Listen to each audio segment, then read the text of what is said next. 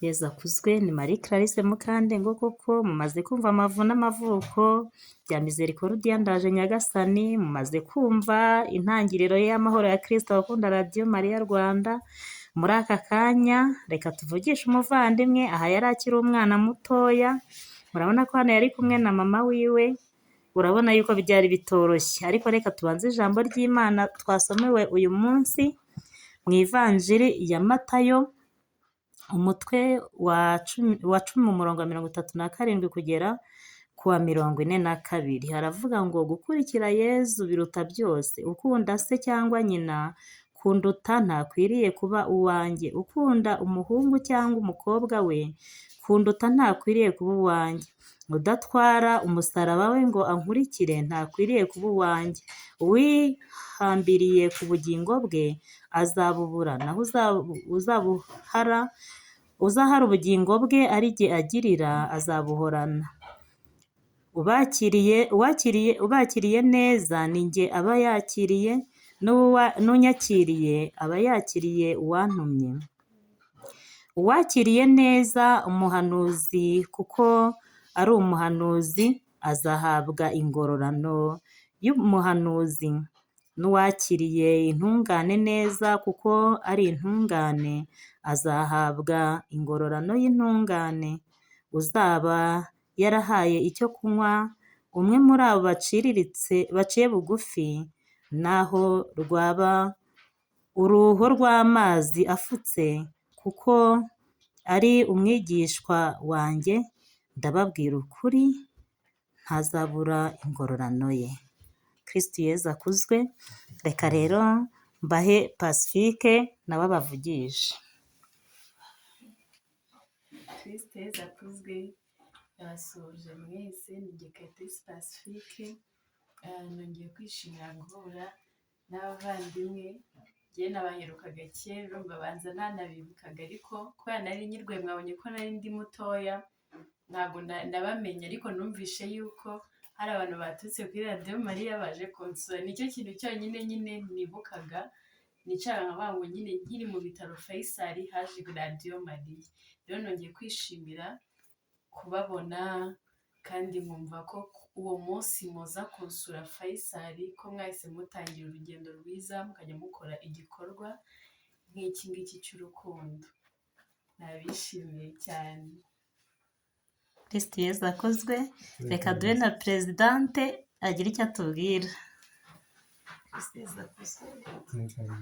Twagiye kwishimira kuba twagize umuvandimwe watumye tubaho uyu munsi wa none, twaje mu gikorwa cy'impuhwe zikomeza kuturanga kugeza ubu ngubu.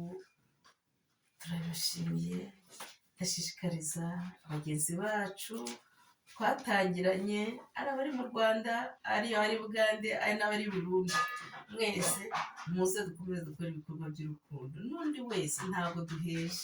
Misericordia Ndaje Nyagasani yakira buri wese ushaka gukora ibikorwa by'urukundo.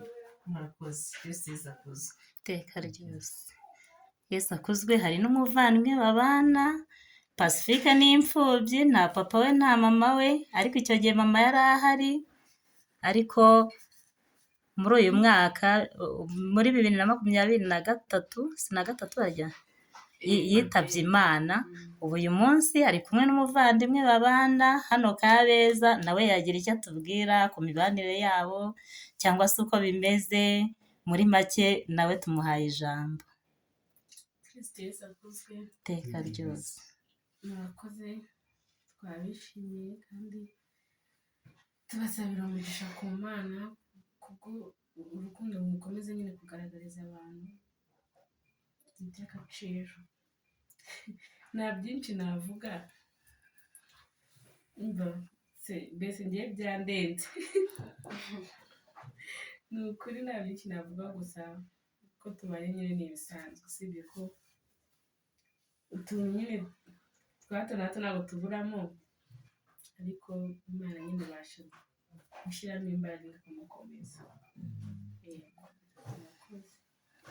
Yezu akuzwe.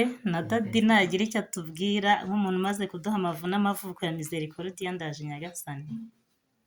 Kristo Yezu akuzwe. Iteka ryose. yakoze umuvandimwe Clarisse nk'uko amaze kubivuga, hari ibyo tumaze kongera kwibukiranya mu biranga umuryango Misericordia Ndaje Nyagasani. Ni umuryango nyine ukora ibikorwa by'impuhwe, ariko kuri uyu munsi navuga ngo twongeye kwishimira kuba twongeye kubona umuvandimwe watumye uyu muryango ubaho, ari we Kayitesi Pacifique. Twishimiye rero ko twasanze ari amahoro, twishimiye ko twasanze ari muzima, twishimiye ko twasanze yarakuze, nubwo nyine mu bibazo yahuye nabyo yaje no kugira n'ibindi byo kuba umubyeyi, ariko twese twizera ko iyo ufite Bikira Mariya na Yezu ntacyo ubura. Ni ukuvuga rero ngo dukomeze tube mu Mana kandi tuyiragize, aba ariyo shingiro ryacu. Twizera ko nubwo mu isi nyine harimo ibitubabaza, ariko nitwiragize Nyagasani tuzabasha kugira ibyo tunyuramo bikomeye, hanyuma tuzabashe no gukomeza kugira ubuzima bwiza muri Kristo Yezu. Murakoze. Yesu akuzwe. Ni koko Misericordia mu mavu n'amavuko yayo kuva 2009 twahuye n'imbogamizi nyinshi, twagize abantu benshi, ariko uyu munsi yaba abo turi kumwe cyangwa se abacitse intege, nkatwe twese turabashishikariza kugira ngo dukomeze imirimo yacu. Wacitse intege turamukangurira kubyuka, murabona ko tuticaye ubusa, turacyakomeje mu murimo wa Nyagasani. Iyo umwe acitse intege undi arakomeza, ariko hari igihe Nyagasani buri wese amumurikira akagira gutyo ukabona arabyutse aragarutse. Ni koko twatangiye turi benshi, hari abagenda bacika intege, ariko uyu munsi wa none abahari twese turakora. Buri gihe tuba dufite ibikorwa by'urukundo. Ndumva uko byagenda kose, nubwo yaba umwe muri Nyagasani nta kibazo, nta gucika intege, kuko n'ubundi umuntu umwe niwe waje ku isi, kandi n'undi azayivamo ari wenyine, ntawe bazajyana. Niyo mpamvu buri wese agomba gukorera Imana, tugafatikanya umurimo wa Nyagasani, duharanira ko hari umunsi tuzasezera ku isi, ariko tuzaherekezwa n'ibikorwa twakoze. Umuyobozi wacu rero yadusoreza kugira ngo dukomeze gahunda zacu. Murakoze cyane, kadusoze dushima Imana. Imana yaduhaye imbaraga zo kugira ngo dushobore kuza guteranira hano, dusaye n'umuvandimwe. Ntabwo twaje imbokoboko, twaje twitwaje agaseke. Kagaseke kose mwaduhaye mu kanya turatoka mushyikirije buriya, ariko agaseke iyo gapfundikiye aba ari ibanga. Murakoze.